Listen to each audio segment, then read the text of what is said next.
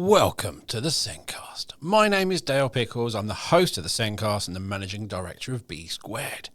If you are a new listener, then welcome to the Zencast. The aim of the podcast is really simple. We want to reach lots of people and help everyone learn more about special educational needs and disability.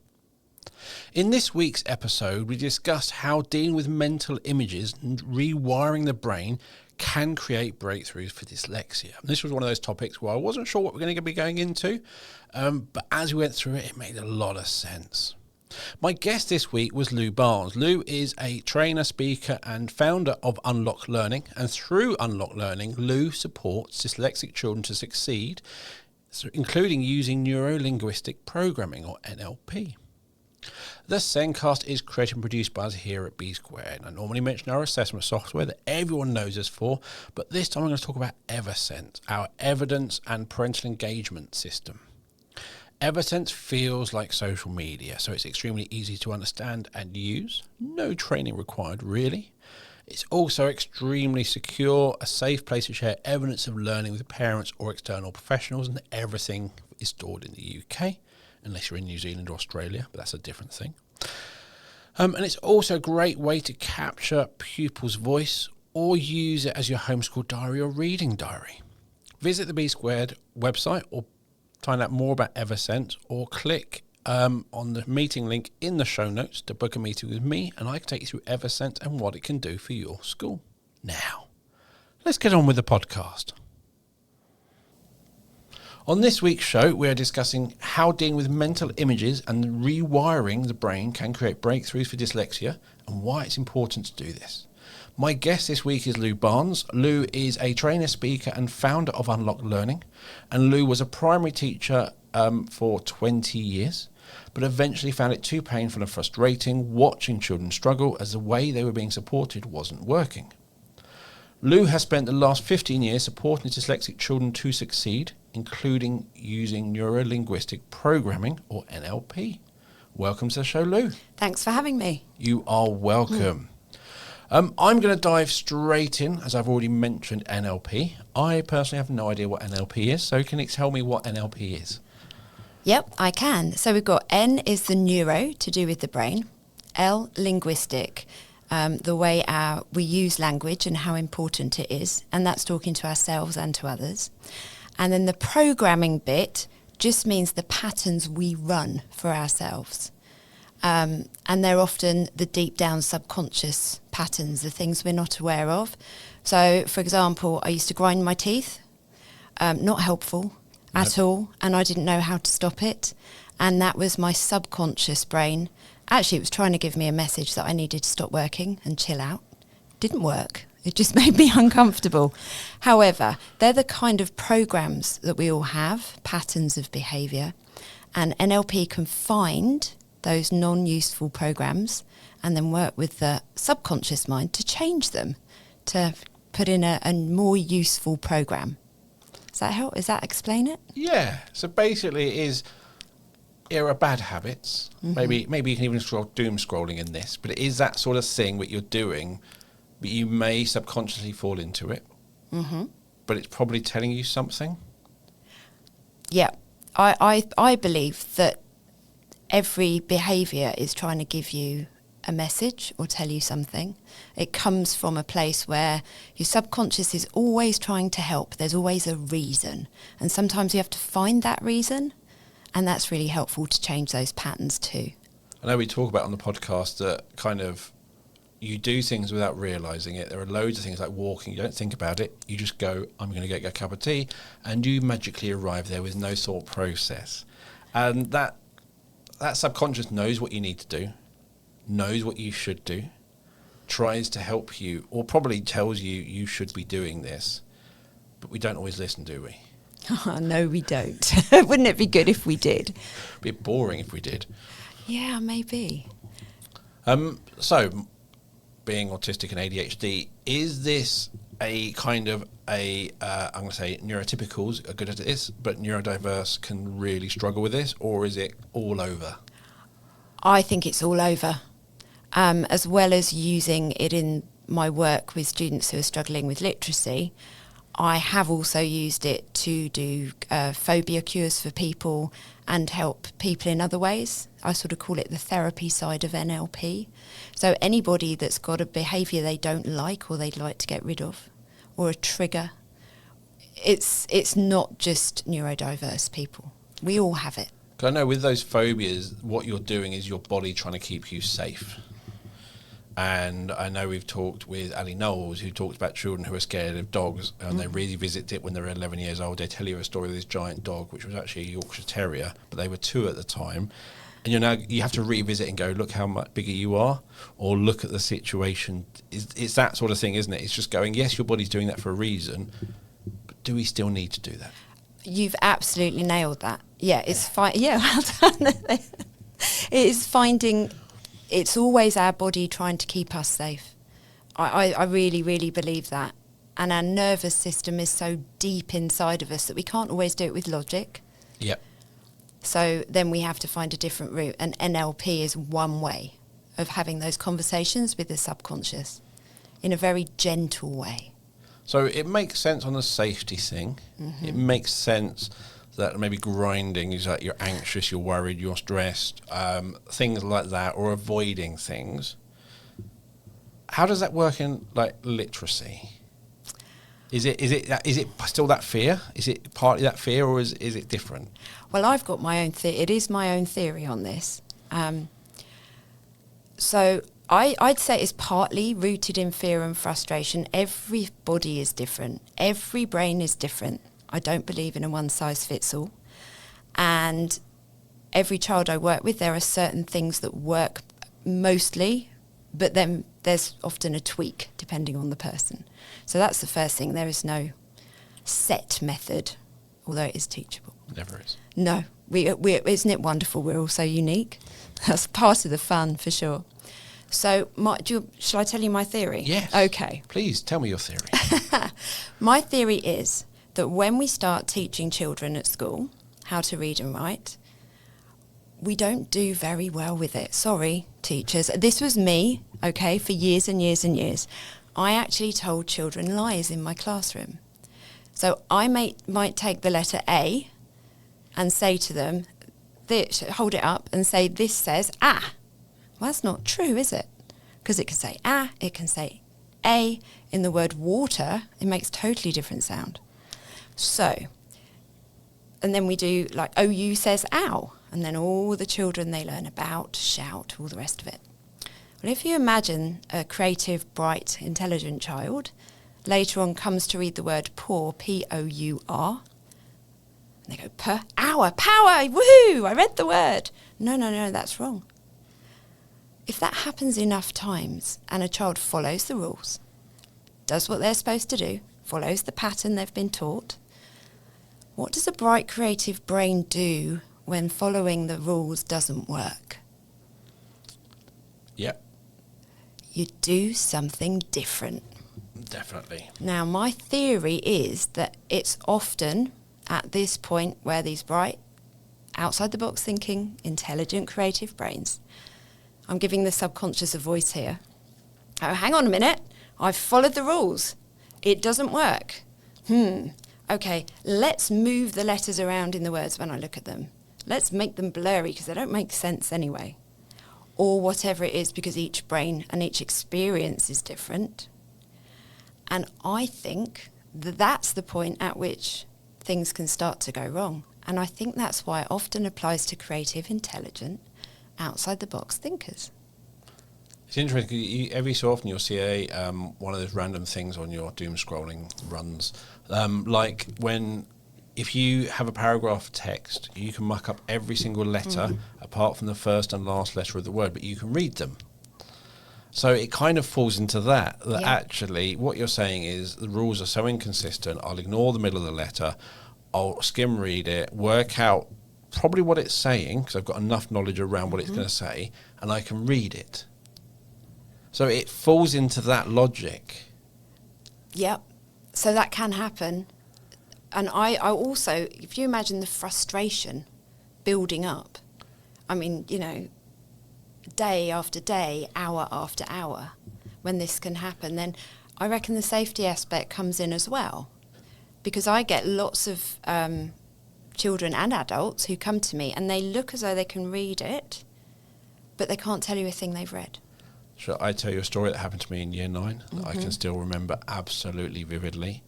I remember sitting at my desk and I had to write the word, in my story I went to write the word done. And my head went blank. And I'm looking at the paper and I'm literally, sometimes I'm going D-U-N. I went, that's so not it. And I'm going, I just had a mental block. And I just went, I walked up, I got up, walked up to the teacher nice and quietly. I went, how do you spell done? Yeah. And she went, don't be so stupid, go sit down. And I just had this mental block on this word. I just kept in D-U-N. Yeah.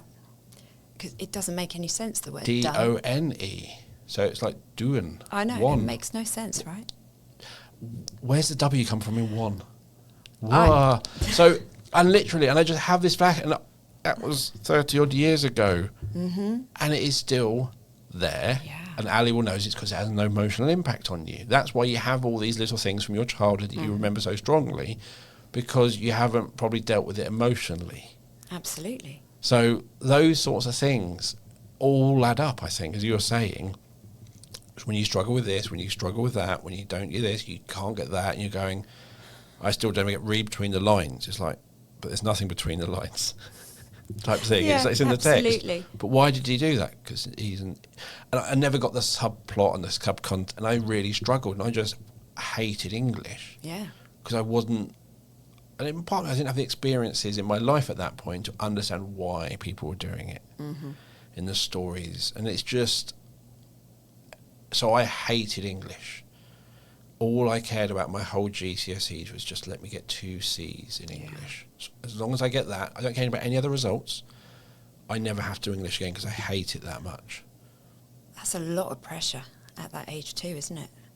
But now I write blogs, I write documents, I podcast, I do loads of stuff where I'm doing creative writing or using all these skills, and I'm learning there are lots of rules in English, and also that you can break them half the time. But again, that's the whole point in English rules. Maths rules are maths. Yeah. You cannot break a maths rule. But in English, there's a rule, but you can break it. And you can break it for reasons which add to... So once I've learned the rules, I'm loving English now, but I still have to spell certain words out in my head. I still cannot spell sentence without saying it that way. Yeah. 'Cause it's sentence, A-N-C-E. Yeah. No, there's no A in sentence. No. Necessary is one I still struggle with. I still struggle with some words too, by the way. Don't start me on Wednesday. Wednesday. Wednesday. Yes, that's how I think about it as well. There's another one, I can't try to remember it, but it was like, you say the R in this word twice. And I was like, and you say it, and it's like something about disappear, but it's like one of those words where you say it, and then and I'm like, why do we say it? Why do we say it twice? Yeah, it's crazy. We don't eat. Yeah, I mean, our English spelling is such a mix of languages and cultures, and then we had this thing called the Great Vowel Shift at some point, where parts of the country were pronouncing vowels in one way and parts of the country were pronouncing them in other ways. I mean, it's very boring, actually. Don't get me started on that. But it accounts for why we've got, I say bath and someone else might say bath. Actually, it's much better for them to spell it that way. Yes, yes. And Scottish people, they speak even more true to the spelling. But, we've had so many influences. And then dear old Samuel Johnson, who wrote the dictionary, he didn't even follow his own rules. No. So, but it's a really mixed up language. It So really is. we're not far from Reading, and people can do a lot of reading in Reading. yeah. And I'm personally from South London. Mm-hmm. There's definitely an R and an F in that. Oh, definitely. So yeah, as I think, but as an adult, you learn these rules aren't really rules. Mm-hmm. They are just, as you said, they are little lies. Yeah. And that's the thing. I think primary education works on lying, not in a horrible way, but to simplify it down, you have to lie at that level. Absolutely. And you do need to get the concepts across. So this is where the linguistic part comes in. I always say, this can sometimes say, or this often makes us think about the sound, whatever it is. But And there are a couple of letters that are true to their sounds, only have one sound, but not so many. So I tend to say sometimes this says this. But and then occasionally I'll say this letter pattern, O-U-G-H, there's a good one. This has loads of different jobs. So don't worry too much about this one, but it could be this, or this. And then I find there's not so much confusion. Yeah. Because it's very transparent. And generally there is a rule that if you have just GH on its, O-U-G-H on its own, it's that sound. But as soon as you put a T on it, it's changed. And there's enough thought has gone into that. Very good. I had to think about that. Very good. But it is, once you learn that they're not so fixed. Yeah. But as a child, you give a rule and you're in that, you have to follow rules. Yeah. You go through that period of 2 where you get at 2 years old, you're going, I could say no. Then you learn you probably shouldn't. Yeah. So you're now told, I could say no, but you do not. Then you get to school and you're like, well, I can't say no. Yeah. And so basically you're going, well, yeah, this doesn't work. This doesn't make sense. And that's it's just my theory, but I think that's where the confusion can start. And then you've got the safety aspect. It's not like your story.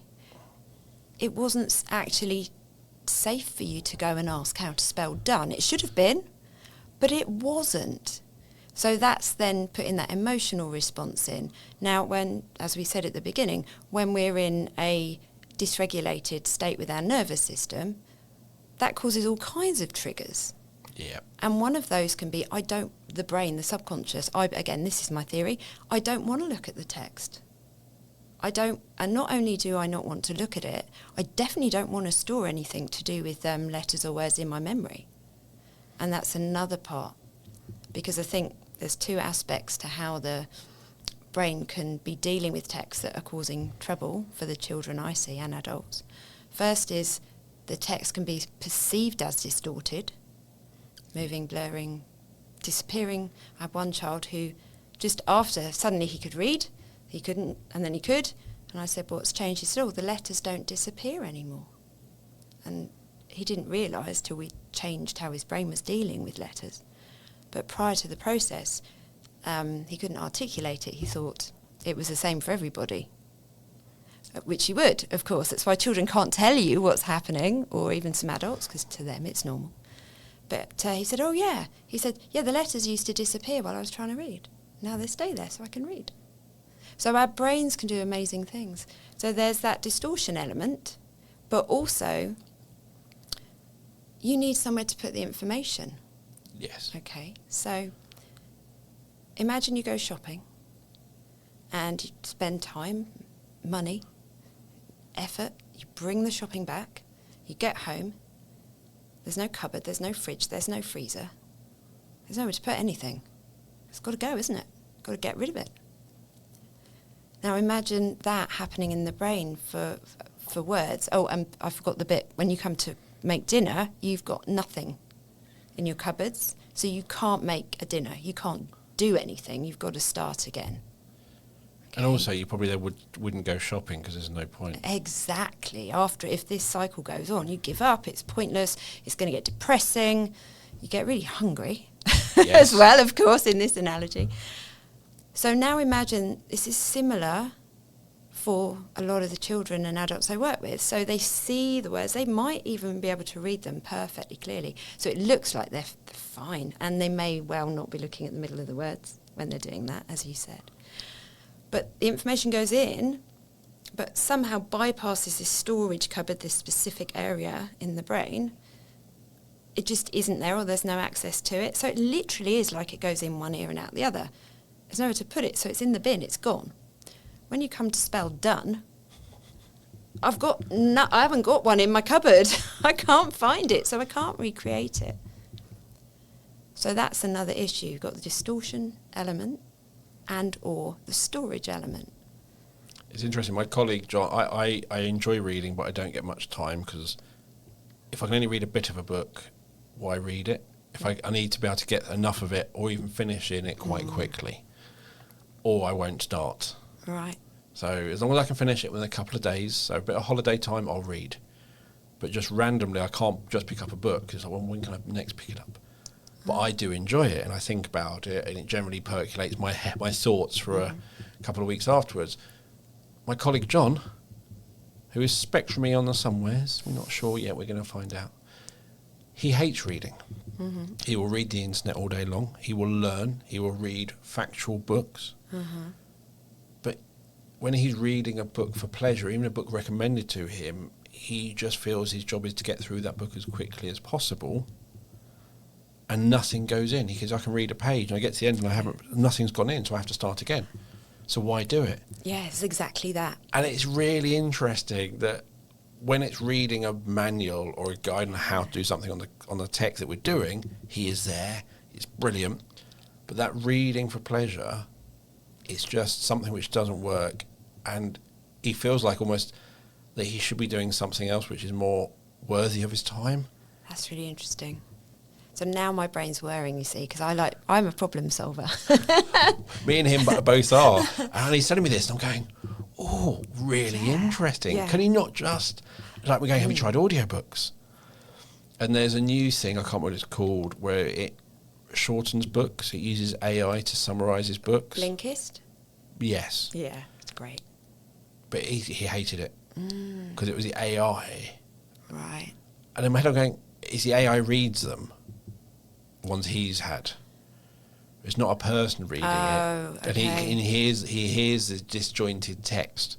So he's hearing it kind of cut off, the tone's not right. And in my head it's like, get AI to summarise a book, but get a human to read it. It'll be easier to listen to. So he's trying lots of different things and trying to work out what will work. So, I'm sorry, I've got to delve into this now because I'm intrigued. I will give the answers I can. Yes, I hope he doesn't mind.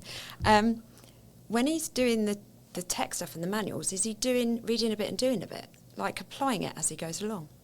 Might not be straight away, but he has a problem he is solving. So he's got something to hang it on? Yes.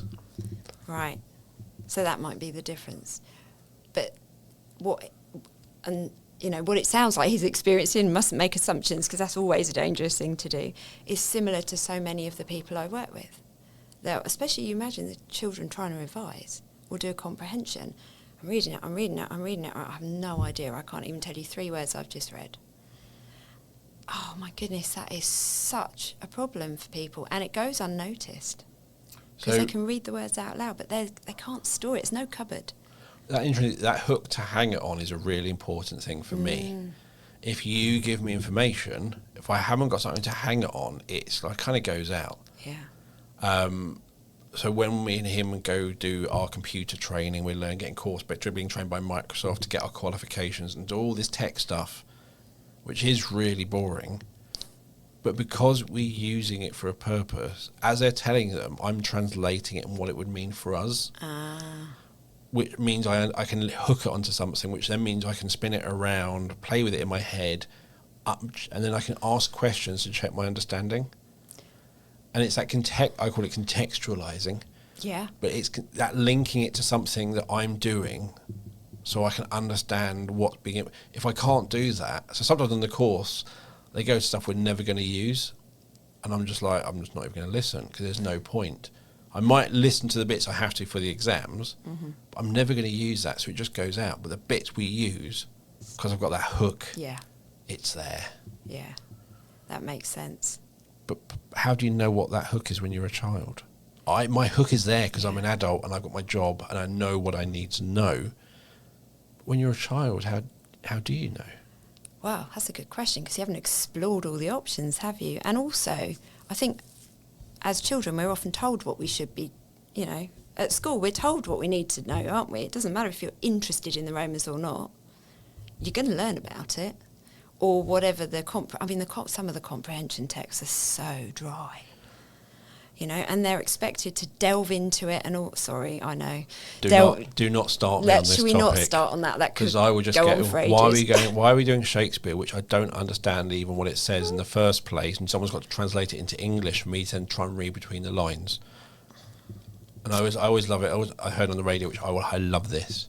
It was at some book signing, and someone goes, in the story, this character had a blue jumper on. Was that a metaphor for, his longing for the sea and blah, blah, blah, blah, blah? And the bloke went, no, I had a blue jumper on that day, so I looked down and went, blue jumper. And I'm actually going, how do we know that's really what Shakespeare meant? How do we really know? Was that just one person's interpretation that everyone now has to understand and say, yes, that's what it means? So do not start me on those dry texts. We won't go there. My daughter's doing inspector calls for her GCSEs, and I'm not getting involved because I hate it. So that's my wife's department. You need to bring it. If you can bring it to life, it's very different. I do work with children up to GCSE, and I get what you're saying entirely. I do like Shakespeare, but then I'm not struggling with the reading aspect of it. But when we can bring it to life and bring the characters to life and do it in a different way, the stories are fantastic, but don't sit someone down with that original text and expect them to wade through it. I mean, even someone that isn't struggling with literacy issues, it is another language, isn't it? We probably shouldn't go down that road. No. I don't mind Midsummer Night's Dream. That was my Year 9 one. But yeah, Romeo and Juliet, which was my GCSE, I like Romeo and Juliet. I'll watch that. But yes. Macbeth's good fun. So if it's got a bit of gore in it, that's always great.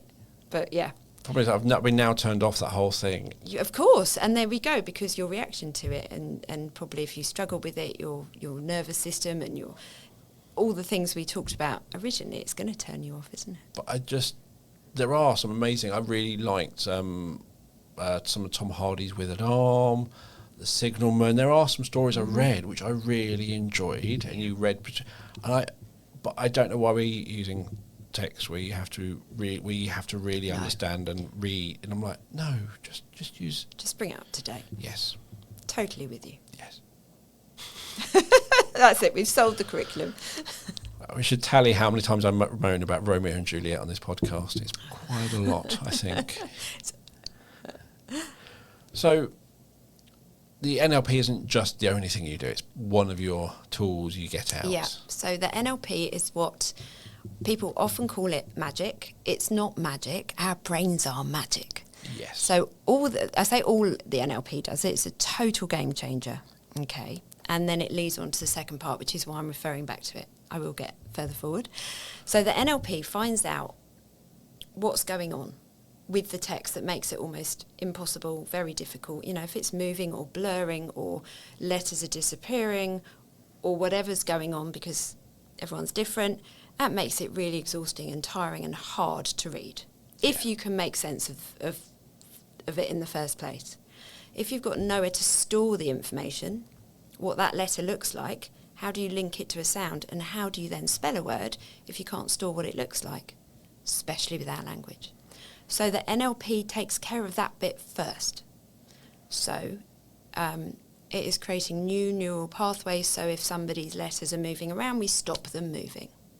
Because letters and words are just pictures, and we need them to be still, single and clear on the page. If they're not, it's really hard. Yes. To read or spell. We also need somewhere to store the information in that lovely storage cupboard. So we need those two things to happen. The NLP sorts that bit out. I'm not saying I cure dyslexia, by the way. I would never, ever say that, because people have said, oh, you're saying you can cure it. No, I'm not. It's just the literacy bit. Yeah. I wouldn't want to change anything else about the dyslexic brain because they're fabulous. Yeah. And we need all kinds of brains. So that's the NLP bit. Now, once you can see the letters in a still, clear, stable manner, once they're on the page like they're supposed to be, and once you can put the information away and find it again when you need it, oh my goodness, it's ever so much easier to make sense of all those things people have been trying to tell you for ages that made no sense before. So then I pop my teacher hat on, and then we can fill in I like to think of it like the foundations, but there's probably bits missing. So then I can fill in the foundations. Now that depends on where the person is. for an older person who's struggling to read those lovely GCSE texts because actually nothing was going in because the brain had put some kind of, oh my gosh, don't look at the words barrier there, which happens a lot. Then they can at least remember what they've read, and we can start to look at those things that they couldn't make sense of before, that they need to know to get the bit of paper. Get that bit of paper. To get that unlocks bit of paper. The rest of their life. Yeah, absolutely. Whereas you might have a child who literally couldn't form their letters because they had no where to store it. So, and also the letters might have been 3D or moving around or changing direction when they looked at them. So once that bit's changed, then suddenly, they can recreate that letter and we can link a sound to it. So, it goes from learning letters and sounds right up to GCSE. And we fill in all the gaps.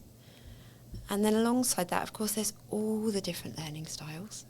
Yep. And there's creating that sense of safety. That's the big, big part that comes in. Because now the brain understands it's safe to look at letters and words, because one of the reasons I think it was distorting it before was A, it wasn't working the way you were trying, and B, it wasn't safe to let the information in. It wasn't safe to see whole words because they're just confusing and frustrating and upsetting, and that emotional response had created words and letters aren't safe in the brain. So now with a regulated system, which is something else I try and work with a student to do if they still need it, with that regulation and that safety and that comfort, then we can start to put the pieces in place.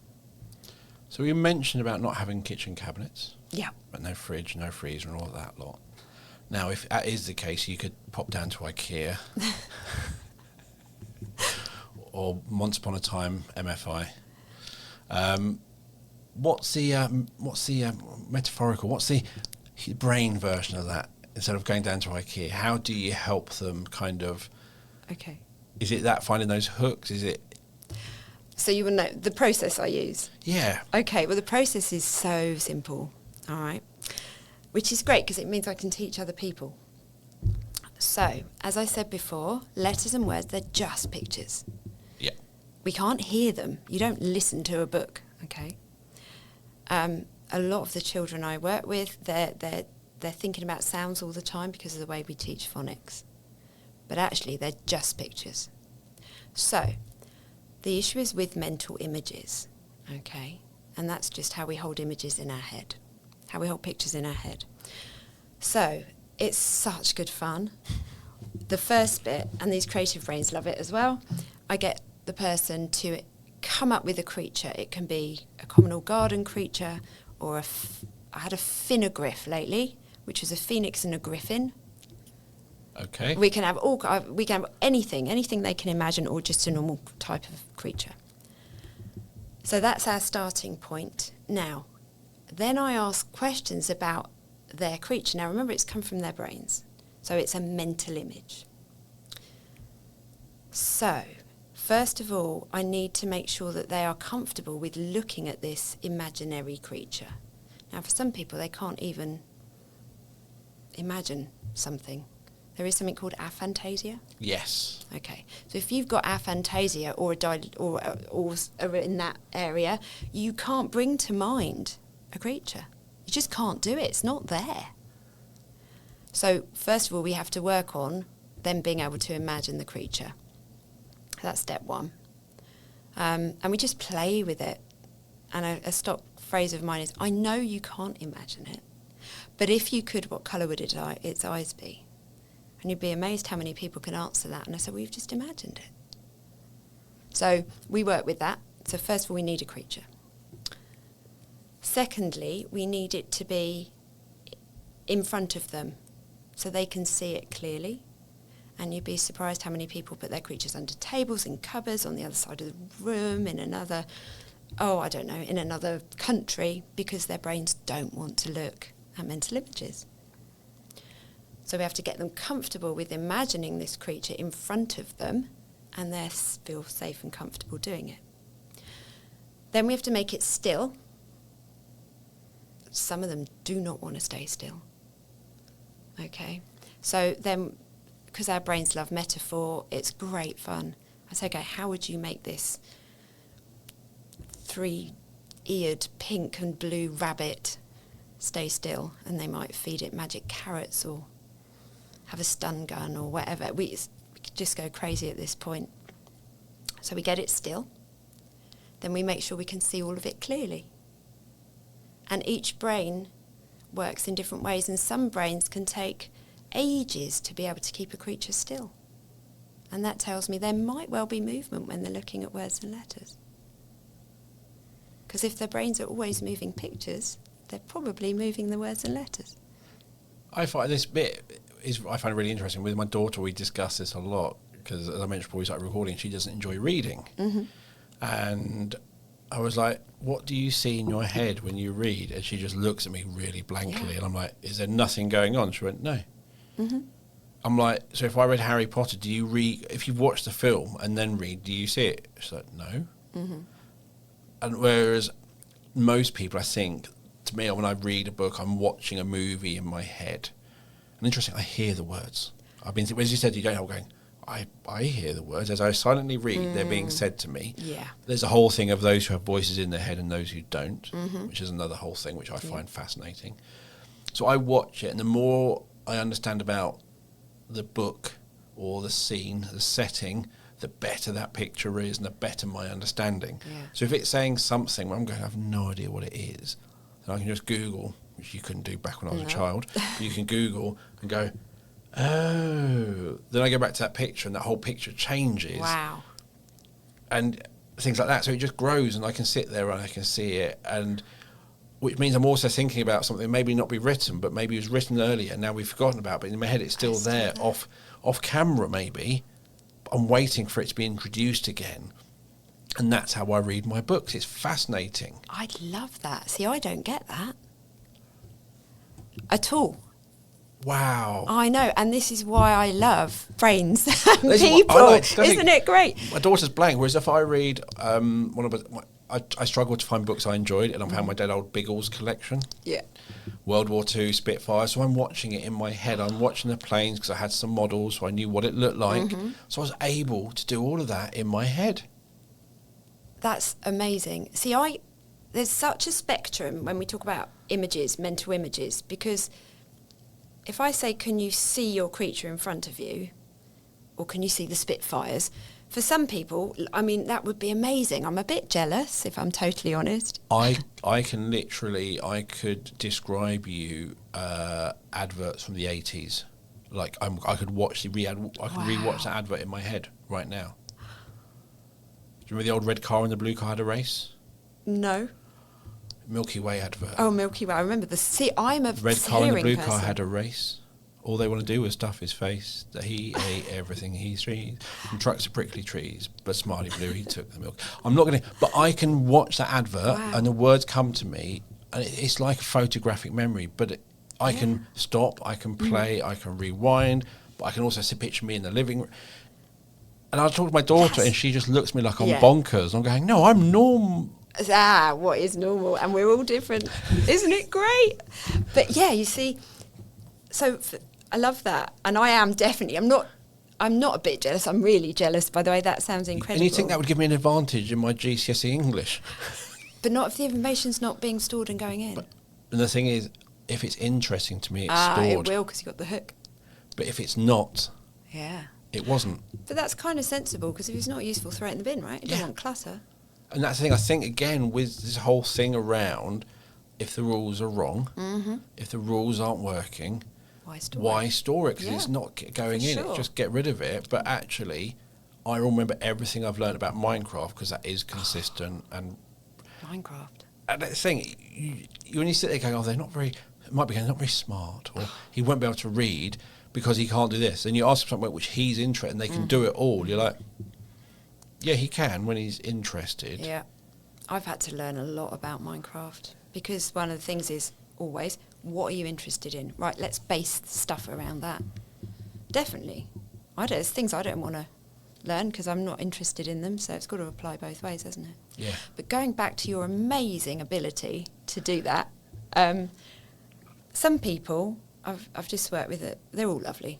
All my students are fab, but just worked with one particular lovely child, and he said, no, I can't see it. I can't see whatever his creature was. I can't remember now. And in the end I said, when I say see, you don't have to see it like a picture. And he just went, oh, and relaxed. I said, okay. I said, if I ask you questions about it, can you get a sense? Oh, yeah, I can do that. I said, that's fine. That is enough of, that's imagining it. Yeah. So it's very much about the language and how important that is, actually. So he struggled for a while, but then he could see it in his mind's eye, but it wasn't like a vivid picture in front of him. And I'm a bit the same. I love reading. Again, like you, I don't have much time, and I do like to read in a block. It's a luxury. It's lovely. It is. But I definitely hear the words, and I get more of a sense. So if you ask me what that character looks like, oh, I kind of know, but I'm not seeing it like on a screen or like a movie. And then some people don't see it at all. It's like the words are on the page, but they don't really make any sense at all in the head. Often when I start a book, the character is more or less like a stick man.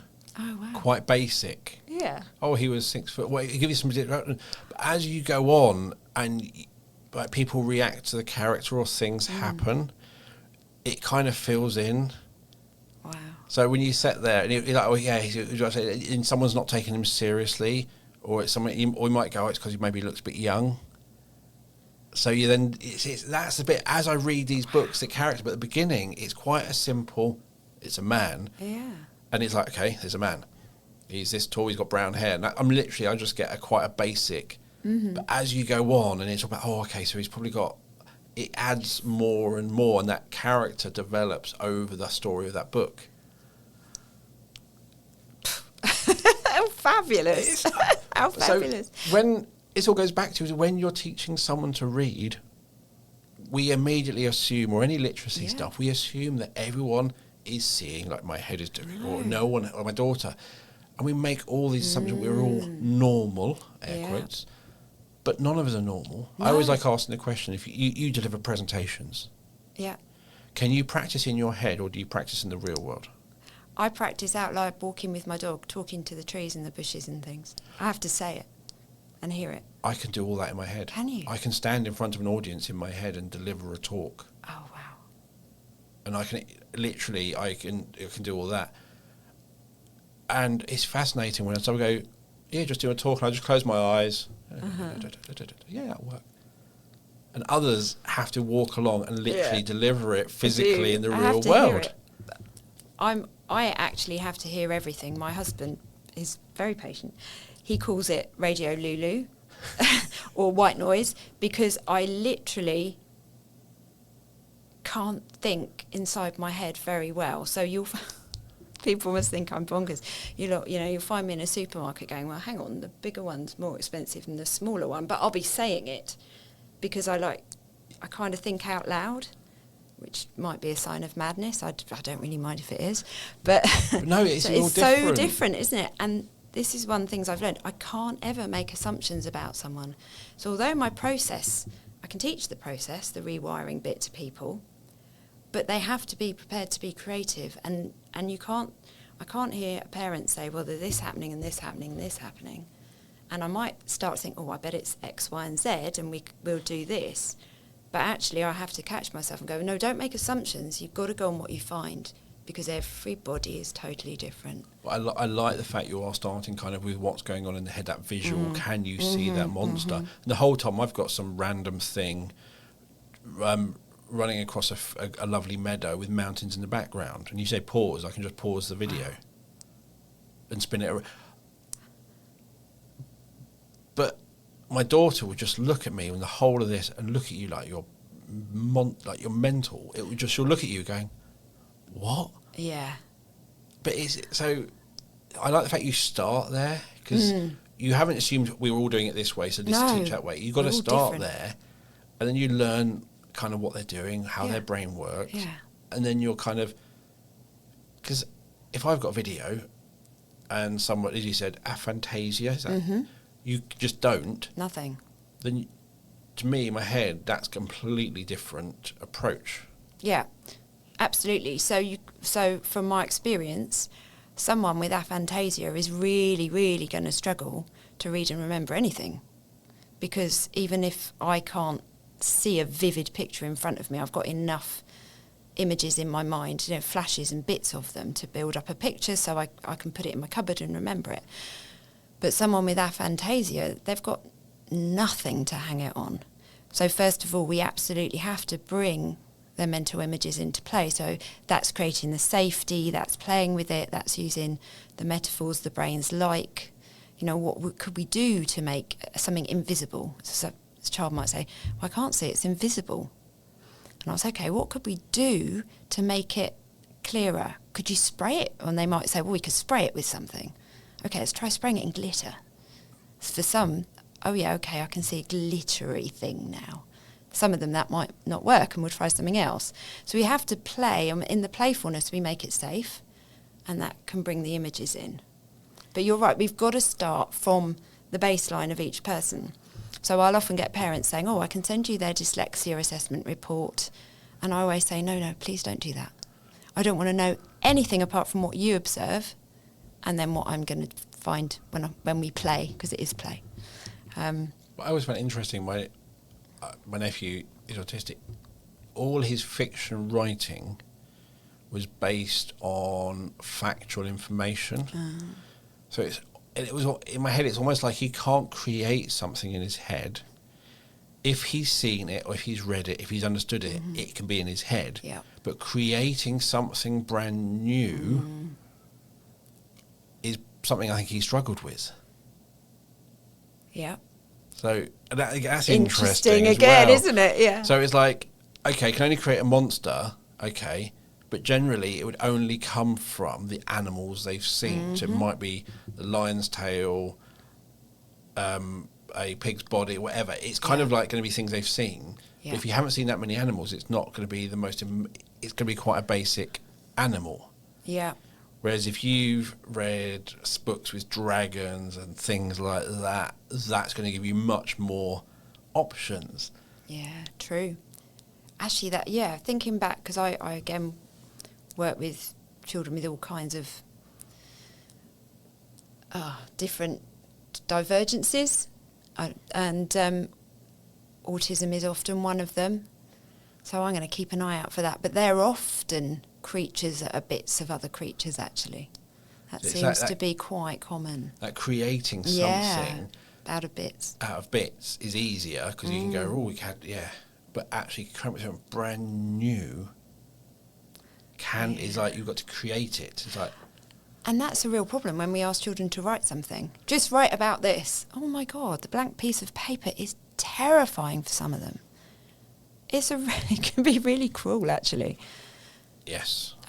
It's another block. And I don't, again, I'm a digital person. And I didn't know this. I learned from the podcast again that I can't write structured at the beginning. My brain's firing off this mind map, and my mind information's coming out in the wrong order. But in school, when it's a piece of paper, you have to write in the correct order. Yes. I love mind maps. And I could not write in the correct order. I'd part way through and I was like, oh, great idea, I want to get it in. But the problem is I should have... When you do it digitally, you can just... oh, yes. Or I'll just go back and edit it. Yeah. You can structure it how you want. And I didn't realise that was an ADHD thing. But it's the way I write. I generally do a brain dump. I can write 20-odd pages, and I look at it and go, God, this is all over the place. And I will just restructure it, resort it out, realise I've repeated myself lots, and change it all. Yeah. But that's fine. But when it's a piece of paper and you've got to get it right, no. Yeah, I struggle with this, have to get it right first time. And I find that's something that causes a lot of my children to freeze and feel unsafe and go into that dysregulated state where they can't learn as well. Because it's not actually real life, is it? We don't get things right first time. No. And they hate making mistakes as well. There's a big thing around fear of making mistakes, I think. I imagine it's being addressed, but I don't know where it's coming from, especially with very young children. But I like you're saying, mind maps are great. I'm sure I heard it on one of your brilliant guests on your podcast. Lots of post-it notes that you can move around. I've stolen that. We love that. So I steal information all the time, by the way.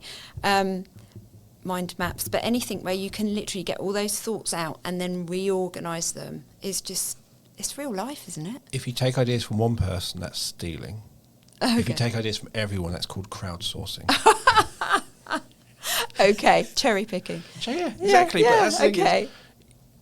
Generally, as we know in education, generally an idea isn't a new idea. No, of course not. It's a come around again, or it's a rebadged term. So it's always happening. Absolutely, yeah. But I like, nothing being said. And that's why I like digital, because you can just re-edit it and post-it notes. That was a great one. Connecting it all, moving it all around, you can do exactly the same. Yeah, absolutely.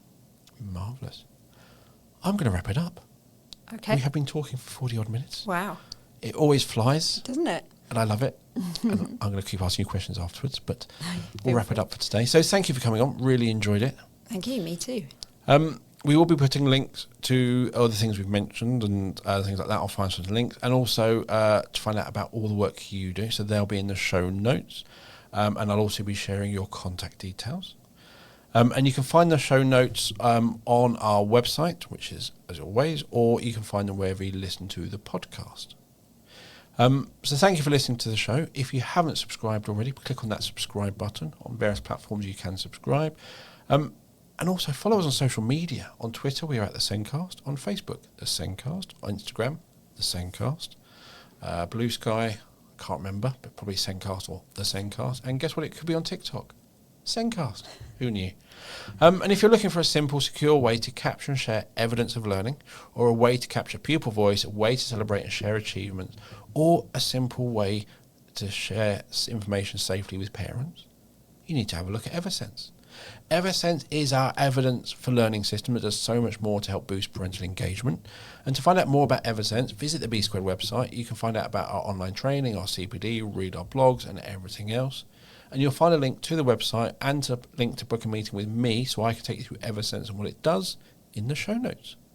So thank you for listening. We'll be back next week with another episode of The Sendcast. It is goodbye from me. And it's goodbye from me. Bye, everyone.